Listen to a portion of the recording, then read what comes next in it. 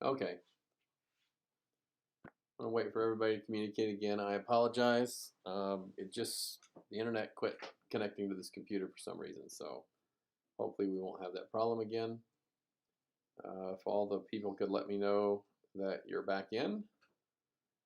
All right. I got cafeteria and Mr. Carvel. Just waiting for a few more.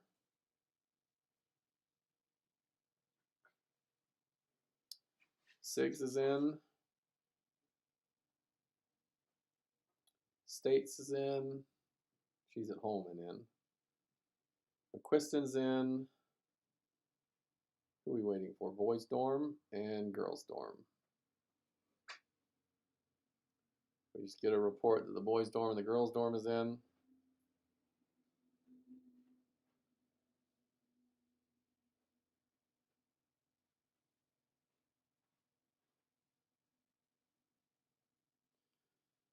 Um,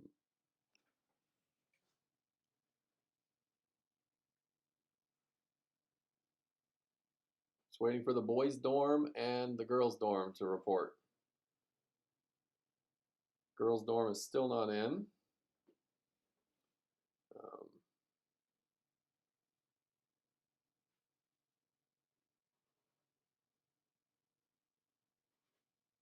all right, so we're all in now. The only person I have, and let's see, Dean Witt, if you can call, hopefully you have Tina's phone number. She is at Plant Services working, helping them out because they have a lot of people out of the office, and she was going to connect. She's not on this thread, so she hasn't heard about the stream not working. If you can call up to Plant Services and let her know she can try to reconnect, then she'll be in there too. Okay, welcome. It is Thursday, the first Thursday of 2021. It's been an eventful week. If you haven't been watching, there's a lot that's gone on in our country. Yesterday was, I would think, kind of a sad um, sign of where we are in our country. There's a lot of division and a lot of split. But, you know, we don't have to be divided here at Fletcher Academy, and I pray that this can be a haven from that division. And so we're going to start today by saying the Pledge of Allegiance, and then we'll continue on into our chapel announcements. So if you can join me now in the pledge. I pledge of allegiance to the flag of the United States of America and to the republic for which it stands, one nation, under God, indivisible, with liberty and justice for all. If you have not heard, yesterday the joint sessions of our Congress, the Senate and the House, met together to approve the electors from all the states. There was a big I'll call it a pro-Trump rally in Washington on the Mall, right there in front of the Capitol building. It ended in some people breaching or storming into the Capitol building by force, and that required the sessions to retreat and go out of their chamber into a safe place while they took care of that. And then eventually they were able to come back into session, and ultimately they ended up approving or accepting the electors from the states for Joe Biden as president. And so that's where we are. And there's a lot of commentary about that. And there's a lot of feelings one way or the other. Just know that it is not helpful, I don't believe, to get caught up in it, because that is not where the victory is going to be won. The victory is only won when Christ returns to earth and can free us from all this chaos. So you can observe it, you can be aware of it, and I think it's important to be aware of it to know what's going on, but don't hate somebody else because they believe differently than you do or think differently than you do. Our goal is not to divide. Our goal is to bring people into the united kingdom of Christ, and that will be in heaven, not here on earth. It's going to be in heaven. So if you're looking for things to get better, you're probably going to be disappointed. But we know that despite a very difficult situation, despite chaos around us, we can have the peace of Christ living in our hearts, and that can give us joy and allow others to be drawn to Christ because of our example.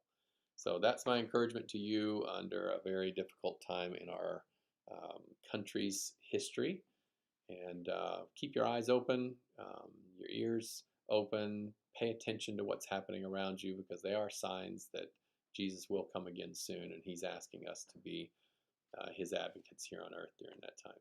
All right, so we're going to go to some...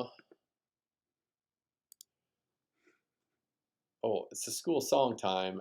I don't feel like I have a singing voice to do this, so I'm going to let you do this in your own locations. Those who sing, if you can start the song where you are, and I will move through the lyrics, and you can follow along, and I will sing it in my head out loud in my head. Okay.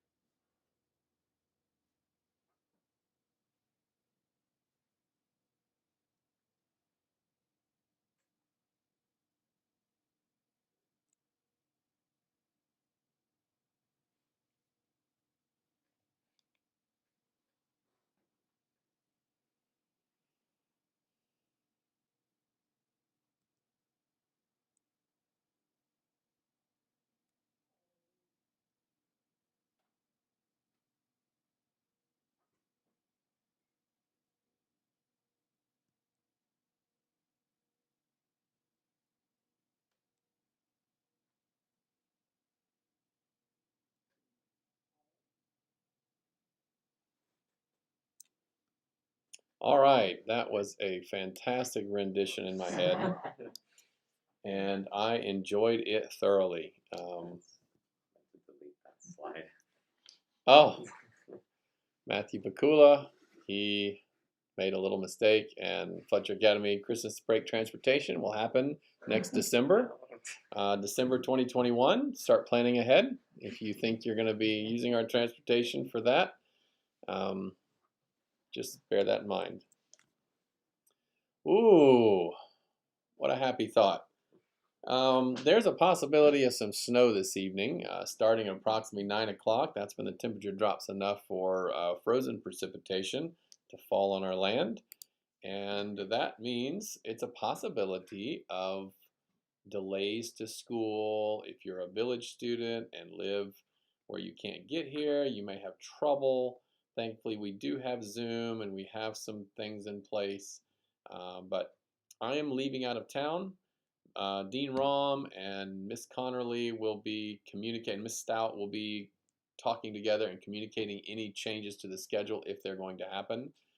Don't anticipate school being canceled for the day. It's not practical. Work assignments will still need to be met for those that are here on campus. If you can't make it, make sure you communicate. If you work in one of our locations, such as the at Fletcher Park Inn, and you're not able to be here, make sure you communicate that so we can find a replacement for you. So just be prepared. It's, what is it, 3 to 5 inches with another 1 to 3 on Friday, possibly. So, oh, William thinks it's going to be 12. We'll see. My kids are disappointed we're leaving town right when the fun starts, but so be it. Hopefully we'll have another snow this season as well. All right, let's see. The next slide. Fletcher Academy and Winter Olympics. That's coming up. Do you know when the Winter Olympics are happening? It is January 17th, 18th, and 19th, and the 23rd. In addition to that, I believe it's January 16th too, isn't it? Sunday? Yeah, Okay. that's the 16th, right? Yeah. The swimming events will happen on January the 16th. The 17th, 18th, and 19th, Monday, Tuesday, and Wednesday will be the evening events. And then Thursday night, we will start our weekend of spiritual emphasis instead of prayer conference, or it is prayer conference here on campus. And then Saturday night, the 23rd, we will conclude the Winter Olympics. So I believe something will be communicated to you shortly with sign up so you can get students signed up for things. Remember, get as many involved as possible, and there are participation points for that. It is. Yeah. Did you miss Wednesday then? I guess so. I thought it was. I didn't know it was the 20th as well. Oh, I'm sorry. The 17th is Sunday. The 18th, 19th, and 20th are Monday, Tuesday, Wednesday, and then the 23rd is Saturday night. So, prayer conference. We've got a guest to deliver this message, so I'm going to let him speak now.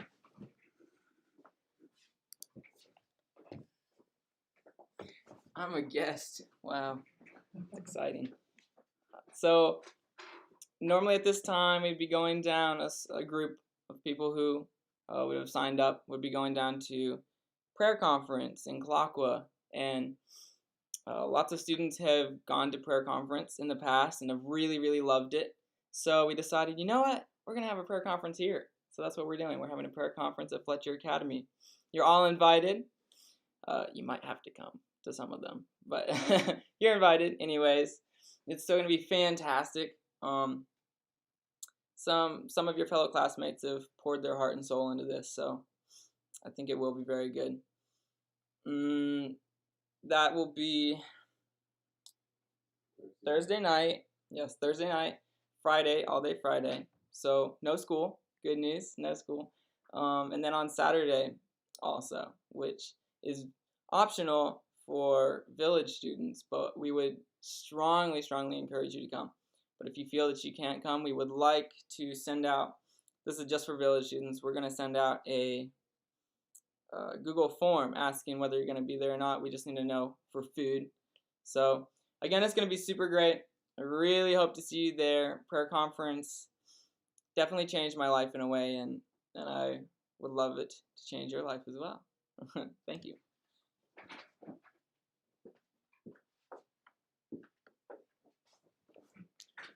All right, and just a few more announcements. Ski trip. There's a possibility of ski trip coming up soon, and that is, let me tell you the dates.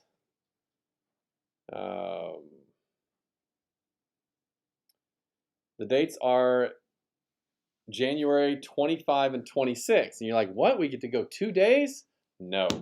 We're going to split up the options. So the first day, the 25th, would be freshmen and juniors, and the 26th would be sophomores and seniors. If you happen to be friends with other people, just understand it's for a size issue, you know, dividing up the student body roughly in half and making sure that we're not inundating the ski slopes nor our transportation. So we would take a lot of transportation, have you spread out on the transportation, because we are in a COVID time. And if for some reason the weather is horrible those days, or we don't feel we can do it, then we will go to the February 1 and 2.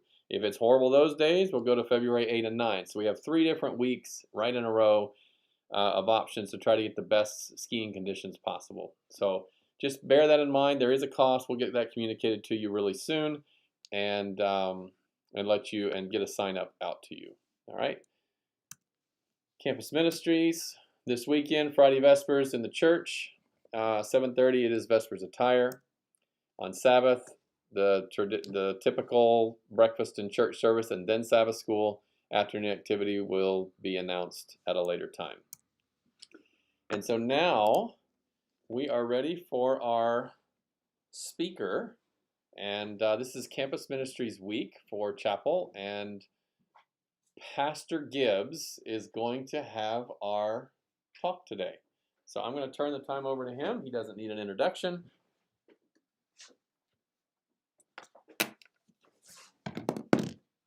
Hey, good to see everybody. I get to take off my mask in here since I'm inside the coronavirus headquarters, also known as Principal Wilhelm's office.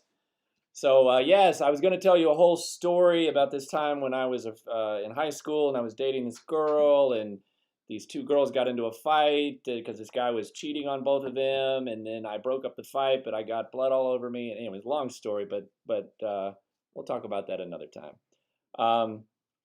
Yesterday, wow, the Capitol under siege. I'll tell you what, we're living in a weird time. Apparently 2020 wasn't the only thing weird this year, huh? So, here we've already got things happening this year that just boggle your mind a little bit. I mean, that it was in the news that like the last time the Capitol's been, invaded, 1814, 13, whatever that was, way back there, and with the British when they were burning the Capitol like almost 200 years ago, and but at the same time, there's people frustrated. This whole last 12 months, we've had protests all over the United States. It seems sad to me that we resort to violence rather than discussion and dialogue, and most importantly, prayer.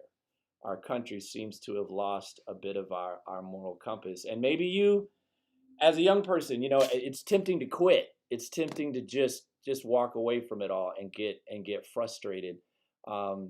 If you took Fletcher Academy and we were your typical public school, all right? Are you ready for this? 24 of you would not finish high school. 24. That's a pretty big number. If we were at college, all right, pretend we were a university or a college, over 60 of you would not finish. You would drop out. Most of you in that very first year. And I think we are in a battle right now, but it's not just a battle in politics. It's not a battle just over money and media. It's a battle over the control of our minds and what are we really about, and are we going to make a difference in this world? Are we going to serve God, or are we going to let Satan win? Even as an Adventist church, we often get excited and we talk about how we have over 1 million people getting baptized every year now around the world as Christians, as Adventists. That's good news. But do you realize we have 500,000 that leave every year? That's a lot of people, and a lot of them are young people. And there's a lot of reasons to quit, right? We get tired, we get frustrated, we get angry, we feel like we're alone. We feel like there's nobody who wants to help us. We feel outnumbered. And so we're tempted to just throw up our hands and just quit. I think of you guys, especially how you guys have a lot of challenges that I don't think my generation quite had to struggle with. Technology is so fast now, even if you knew what you're supposed to know and you graduate, you get the degree, 5 years, 10 years from now, might be totally different. The robots, the technology, everything's happening so fast, we're not even sure what we're going to be doing. Study came out not too long ago, half of millennials, 75% of Gen Xers, Gen Zers have left their jobs for just mental health reasons. Mental health, I think, is a huge problem, probably due to social media and media, uncertain money, fears, global competition. Now you're not just having to compete here. I get a call like every other day from somebody in another country telling me that my car warranty's expired. And it's like very frustrating because I'm like, I didn't even know I had a car warranty. I didn't even know anything about that. And you just got people all around the world that want your job. Last night on the phone, I got a text message from Chris Carey, our president, asking me for money. He said, I want you to go to get me an eBay gift card, scratch off the number, and give me all the money. And I was like, wow, this is not like my boss to do this. Yeah, it wasn't my boss. It was, some scammer in another country. And it's like, oh, if we can sit here and trick, people in these other countries, they'll give us money. And they're just trying to make ends meet. I get it. But it's sad to me. We're living in a world that's so connected, but not always in a good way, not for good things. But the Bible gives us hope that actually in the end, God's going to win this, right? And he's got a plan, and he can give us the courage and the grit and the perseverance and the strength to make it through even the most difficult and dark times that we're facing. There's times I want to quit, right? I want to give up. I get frustrated at what I do and things that are happening in the world. But then I think we've got a lot of good kids. You guys give me courage because I see a lot of things happening here at Fletcher. I see you guys making it through all these restrictions with the masks and all this stuff. You guys haven't protested. You guys have not set fire to Mr. Wilhelm's office. Maybe you were tempted to, I don't know, but you haven't, right? Because you guys are willing to respect some law and order. You realize that we're all just trying to do the best we can to get through this together. And that's what we need.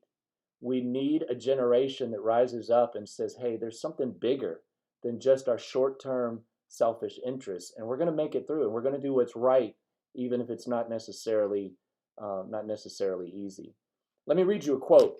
This is from Testimonies of the Church, Volume 5, page 81. It says, "The time is not too far distant when the test will come to every soul, and those who have step by step yielded to worldly demands and conformed to worldly customs will not find it hard to yield to the powers that be.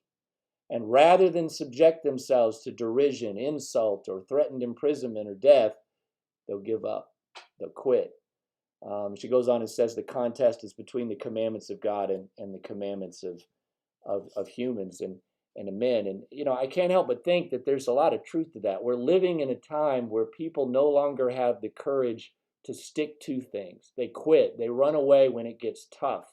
The hard thing is to discuss, to debate, to pray together, to work together, to find a middle ground. The easy thing is to get on the extremes and to do things that only cause more trouble for all of us. And we're living in a time that's so polarized, and yet we have so many opportunities, right? We have a lot of tools, we have a lot of technology that could be used to further the gospel, to get more work done.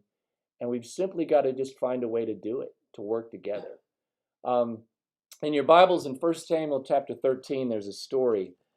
Saul is with God's people there, the king, and he's got an army of only a couple thousand. And his son Jonathan, who's kind of a general in the army, he's got a group of about 1,000, so 3,000 total.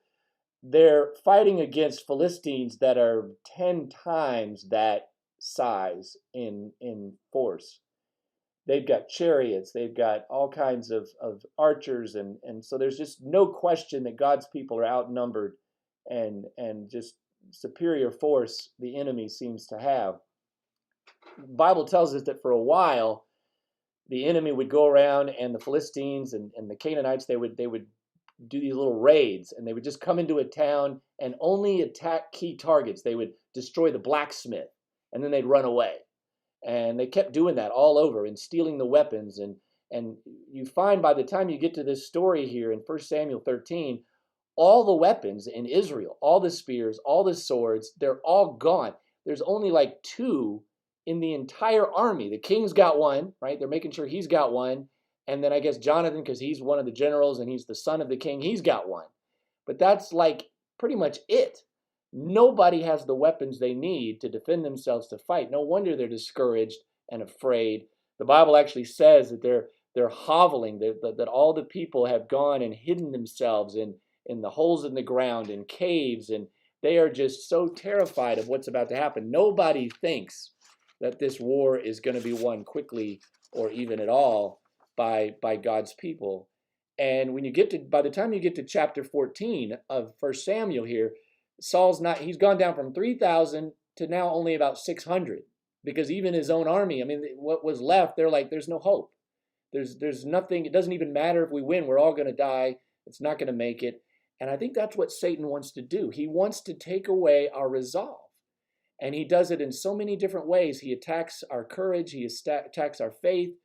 We're not in a physical war. What happened in Washington yesterday? Yeah, it's a big deal, and maybe we could talk about it. But you know what? What's more important is what's happening right here in your mind. What's happening in your heart, on your phone.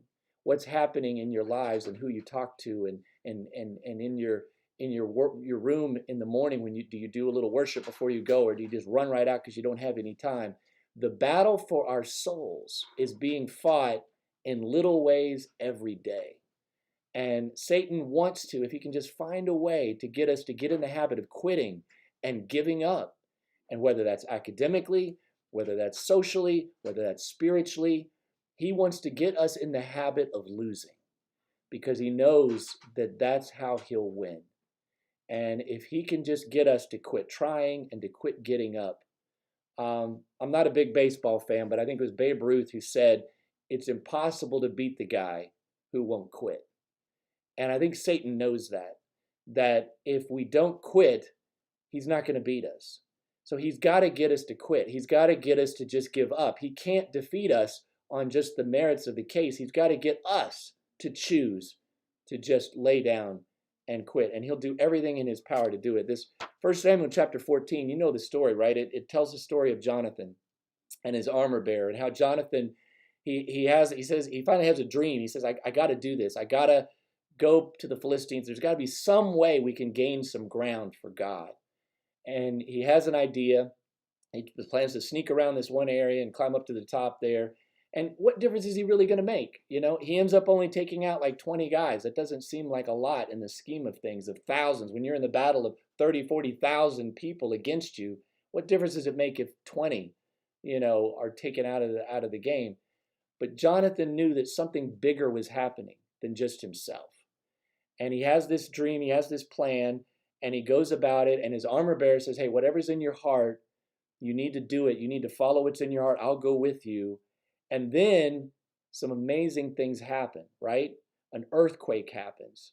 And before you know it, the Philistines get scared and they get terrified and they start to run. And that same earthquake that scares the enemy, all of a sudden the Israelites that are hiding in the holes and the caves and all over, they gain courage. Maybe God is going to show up for us. Maybe he is going to help us. Maybe he does have a plan for our lives. And they start to believe what they do know in their heart to be true. And they start to come out of those holes, and they end up chasing the Philistines, and literally the tide of battle changes that very day. I don't know how many of you like to watch TED Talks every now and then. Some of those, you know, not all of them are the best, and they don't all have great information, but a couple of them have been insightful for me to at least learn from. And there was one lady on there. She was very bright. I think she was like, you know, a scientist and done all this research, and then she went back and decided to become a math teacher for a while.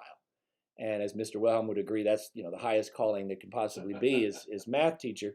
So she went back and did math teaching for a while. And then she went back into research and back into her science that she loved so much. But she started to research success, because she was like, she discovered as she was teaching math, the brightest kids didn't have the best grades.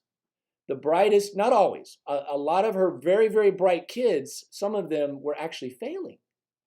Some of her kids that weren't maybe as high as IQ were doing quite well. And she was puzzled by that. She just kind of had assumed the smarter you were, the easier math was for you. And it didn't seem to be a correlation.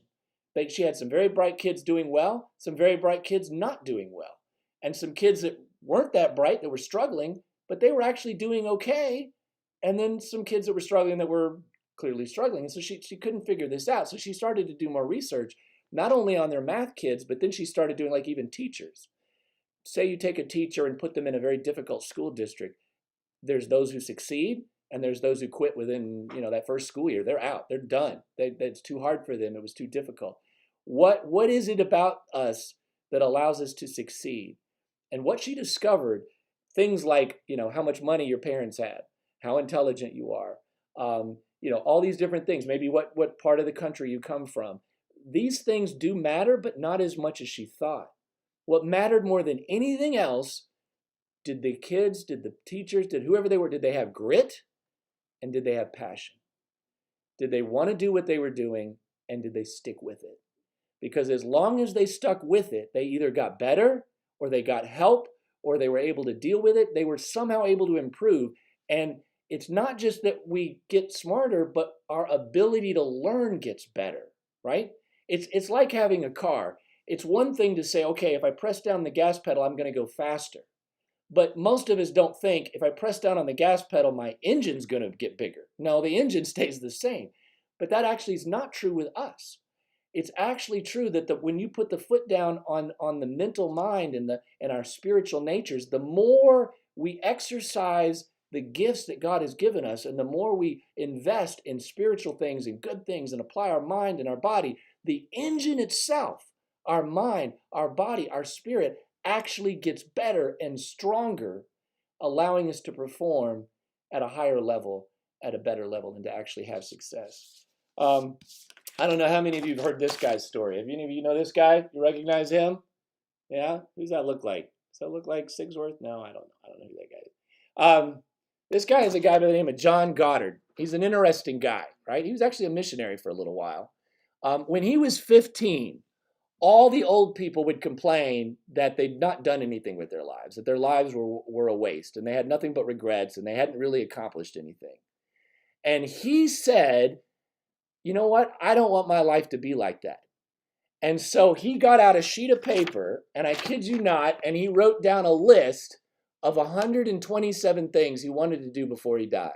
All right? 127 things. Now, at first, when you look at this list, you think, oh, yeah, these are some crazy things. He wanted to go over the entire Nile River, 4,000 miles. He wanted to go to the Congo River. A lot of them have to do with travel, going to other cultures. He wanted to climb Mount Everest. Wow, okay, yeah. And then he lists like 12 more mountains that he wants to climb. He wanted to photograph all these waterfalls, giant waterfalls all over the world, 7 of those.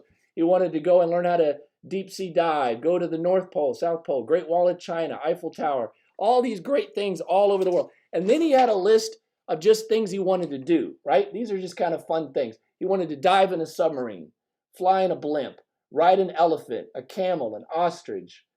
Why do you want to ride an ostrich? I don't want to ride an ostrich. He wanted to skin dive 40 feet underwater, learn how to play the flute, learn how to play the violin, type 50 words a minute, jump with a parachute. All of these things, learn how to fence, take a college course, or no, teach a college course even, write a book. All these different, run a 5-minute mile. Okay, that's a little fast. I got a 6-minute mile when I was your age, but not 5 minutes, that's a little fast. Read the Bible cover to cover. Man, that's a good goal. So he had all these things. You know what? The man lived to be like 80 years old. He actually accomplished like 110 of these, okay? Yeah, he didn't go to Mount Everest, but he started by going, I think it was at the Congo or the Nile or whatever there. He went down the Nile and wrote a book about it, ended up going on a speaking tour. Before you know it, people were paying him to travel, to come back and tell stories. He was a missionary for a couple years. He did most of these things. He did these things. He didn't go to the moon, okay? He didn't do that. He didn't appear in a Tarzan movie, okay? I don't know that you really need to do that. He did ride an ostrich. He did fly a blimp.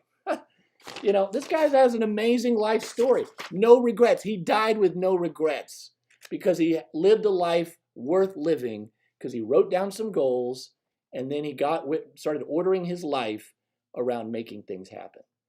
I just want to encourage you. We are living in some perilous times, strange times. And I think Satan wants to do everything he can to distract us.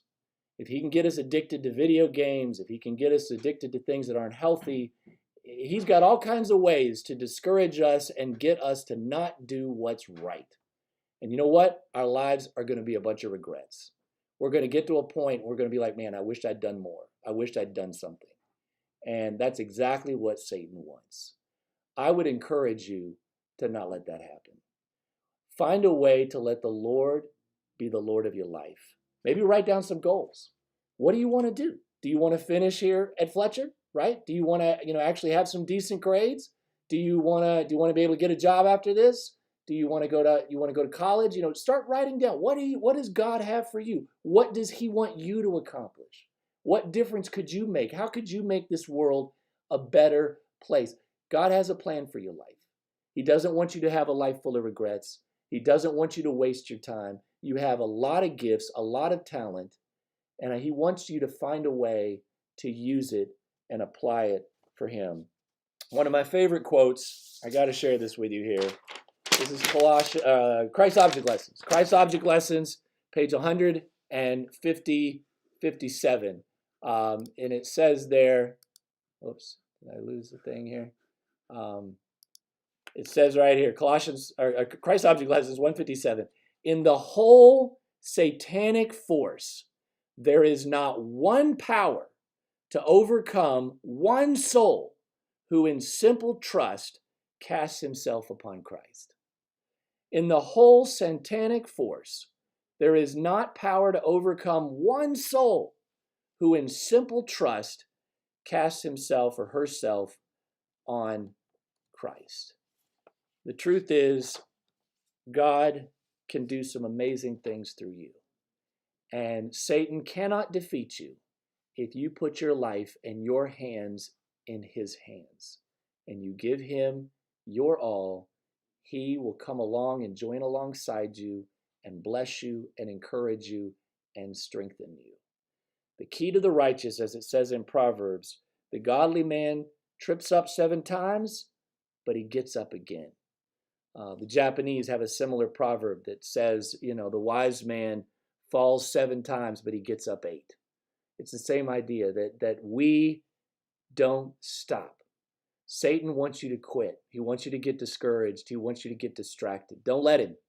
You can control what you do with your time. You can control what you spend your mind on and what you focus on. And you can write down some goals this year and say, you know what? This has been a weird last 12 months, but I'm going to start living my life for God. And I'm going to find a way to use the gifts that God has given me. I'm going to have a plan. I'm going to have a dream. Might take me 5 years.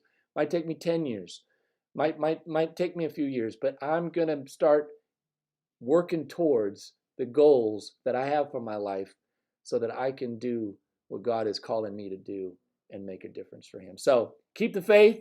Don't get discouraged. You've got a lot of promise.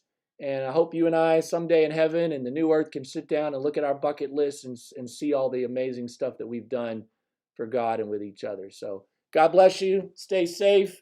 Stay out of trouble. And don't go into juvie, all right?